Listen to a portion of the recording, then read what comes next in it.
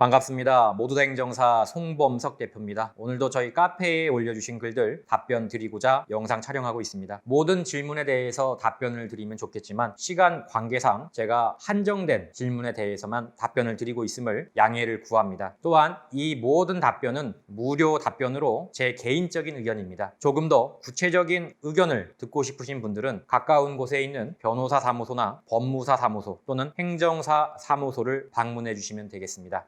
영주님 벌금 용어 궁금합니다 라고 써있고요. 0.03% 정지 농도고요. 약식기소 벌금형 전에 간합벌가금 납부명령서 문자를 받았습니다. 간합벌가금이 있고 본납벌가금이 있습니다. 법률에 규정되어 있는 건 아니고 실무상 용어예요. 간합벌가금의 그 가짜는요, 가집행할 때의 그 가짜하고 똑같아요. 그래서 정식이 나오기 전에 임시로 나오는 거다 이렇게 생각하시면 돼요. 간합벌가금 단계에서 벌가금을 내면 다 마무리가 됩니다. 근데 기다리고 있으면 이게 본납벌가금으로 바뀌어요. 다만 이제 정식 재판 절차, 그러니까 내가 약식명령 통지서를 받고 7일 안에 정식 재판 청구를 하면은 벌금 감경 절차가 진행이 되죠. 물론 벌금이 올라갈 수도 있습니다. 이 경우에 벌금 감경 절차를 하게 되면은 간합벌가금은 무시하시면 돼요. 이후에 선고가 나오고 본납벌가금이 나옵니다. 물론 선고 자체를 본인이 법원 가서 받는 거기 때문에 따로 뭐 문자 통보나 이런 게 안 돼요. 왜냐면요, 우리가 민사재판이나 행정재판 같은 경우에는 선고날에 안 가셔도 됩니다. 일반적으로 그냥 전화로 물어보셔도 결과를 확인할 수가 있어요. 그래서 반드시 이렇게 판결이 나왔습니다라고 등기를 주기 때문에 등기를 받은 날짜부터 항소기간이 시작이 되는 거거든요. 근데 형사 같은 경우에는 내가 구공판 받거나 정식재판 받을 때에는 피고인이 가서 직접 판사님 앞에서 말로 듣기 때문에 이 선고를 들은 날짜부터 7일인 겁니다. 그래서 항소기간에 차이가 있다는 거, 어쨌든 얘기가 좀 샜는데 본납벌가금 고지서라는 게 오는 게 아니고 판사가 너 얼마 내 이렇게 했을 때 그게 본납벌가금이다. 그걸 내시면 된다. 늦게 내면 이제 수배라든지 이런 게 떨어지기 때문에 빨리 내시는 게 좋아요.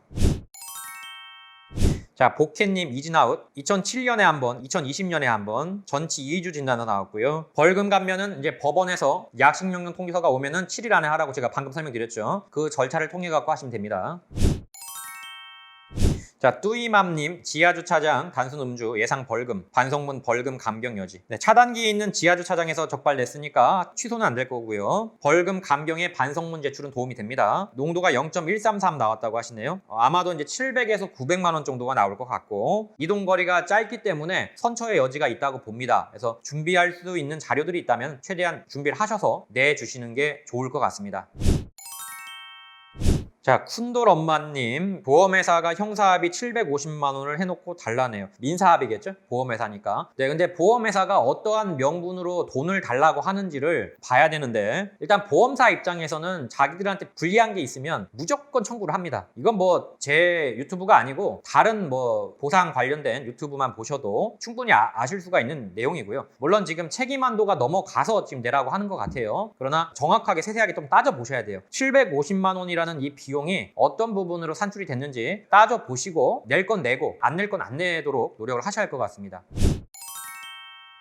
똥크리님, 음주운전 피해자님, 작성자가 피해자신데 전치 8주면 후유증이 있을 수가 있어요. 최대한 치료를 받으시고 보험사는요 무조건 조기합의를 보려고 노력을 할 겁니다. 보험사에선 조기합의가 제일 좋아요. 절대로 조기합의하지 마시고 일단 치료를 다 받으시고, 어차피 보험금 청구권은 3년입니다. 내가 후유장애까지 다 봤을 때 더 이상 치료에 대해 여한이 없다. 그때 합의를 보시면 됩니다. 전치 8주면은 향후에 몸이 많이 망가질 수가 있습니다. 치료를 잘 받으세요. 형사합의의 경우에는 가해자가 연락을 줘야 내가 할 수가 있습니다. 피해자가 연락을 해가지고 합의 안 볼 거야? 이렇게 할 수도 있는데 그렇게 하는 경우는 거의 없죠. 가해자가 전치 8주가 나왔으면 사실 좀 긴장을 하고 있을 겁니다. 가해자가 연락이 올 때까지 좀 기다리시는 수밖에 없다라는 거 말씀드렸습니다.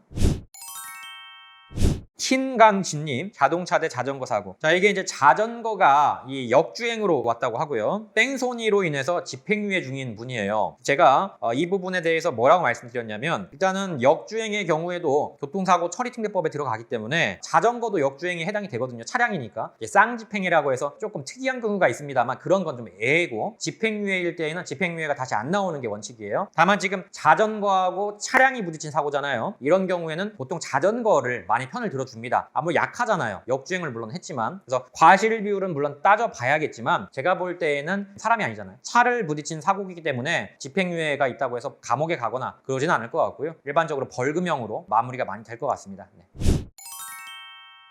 자, 오잉오잉 보험사 합의 관련해서 질문 드립니다. 2주 전에 차량이랑 비접촉 사고가 났는데 보험사 합의 관련해서 질문 드립니다. 제가 보도에서 자전거를 끌고 걷다가 보도 한가운데에서 후진하던 차량을 피하다가 자전거랑 같이 넘어져서 무릎을 다치고 자전거도 손상됐습니다. 차량 후진이니까 차가 명백히 잘못한 거죠. 상처난 급 병원에서 자비로 치료를 받았습니다. 나중에 자동차 찾고 보험 처리되어서 보험사에 전화가 왔는데요. 보험사에서 자비로 치료받는 것 때문에 문제 생긴다고 보상비 70만 원 받고 끝내던지 네, 굉장히 강하게 나오죠. 보험 처리되는 병원으로 빨리 옮기라고 닥달하고 있는데요. 산지 한 달 된 비싼 자전거 긁히고 깨진 거랑 치료비에서 70만 원 준다는 것도 납득이 안 되고 그죠? 이제 자전거 비용도 70만 원이 넘을 것 같은데요. 비싼 자전거면. 그다음에 흉터가 남는다는 것도 있고요. 자, 제가 답변을 형사합의 같은 경우엔 보험사와 관련이 없기 때문에 가해자가 따로 보셔야 되고 일반적인 형사합의의 대상은 사망사고, 중상해, 음주운전, 뺑소니 정도이고 나머지는 이제 형사합의가 필요하지 않을 수도 있어요. 그건 한번 지켜봐야 할 것 같고 보험사의 경우에는 일단 빨리 그리고 저렴하게 합의를 보면 좋은 거예요. 가해자의 보험사에서 그렇게 연락이 왔다고 해서 그걸 무조건 수용하는 건 아닙니다. 그래서 정확하게 자전거에 대한 비용도 확실하게 좀 산정을 하셔야 될 것 같고 그리고 흉터 같은 게 남으면은 보험 약관에 따라서 추상장애가 인정이 될 수가 있어요. 그런 경우에는 더 보험금이 나오기 때문에 추상장애가 있는지 여부도 판단을 하셔야 할 것 같습니다. 지금 볼 때는 흉터 여부가 좀 중요할 것 같아요. 네, 여기까지 답변 드렸습니다. 모두다 행정사는 7년째 비대면 업무로 진행하고 있습니다. 코로나 걱정 없이 신속하고 편리한 모두다 행정사에 언제든지 전화 주시면 최대한 빠르게 답변을 드리고 있습니다. 또한 어떤 질문이든 궁금하신 점이 있다면 네이버 카페에 모두다 행정사를 검색하시고 Q&A 게시판에 질문을 남겨주시면 되겠습니다. 이 유튜브 영상을 보고 계시는 모든 분들께 부탁드립니다. 좋아요와 구독은 저희에게 많은 도움이 됩니다. 꼭 좋아요와 구독 부탁드리도록 하겠습니다. 여기까지 송범석 행정사였습니다. 감사합니다.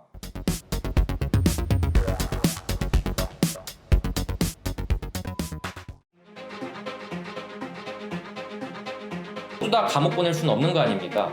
이 중에서 경중을 따져서 억울하거나 또는 경미하신 분들은 한 번 더 기회를 줘야 되지 않을까요? 음주운전은 절대로 해서는 안 되는 행동입니다. 마땅히 처벌을 받아야 할 죄입니다.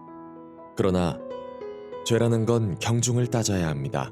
참작할 만한 점이 있거나 억울한 사연이 있다면 다시 한번 면허를 회복할 기회를 줘야 한다고 저는 감히 생각합니다. 다시 모두를 소중한 우리 이웃으로 저는 모두 다 행정사입니다.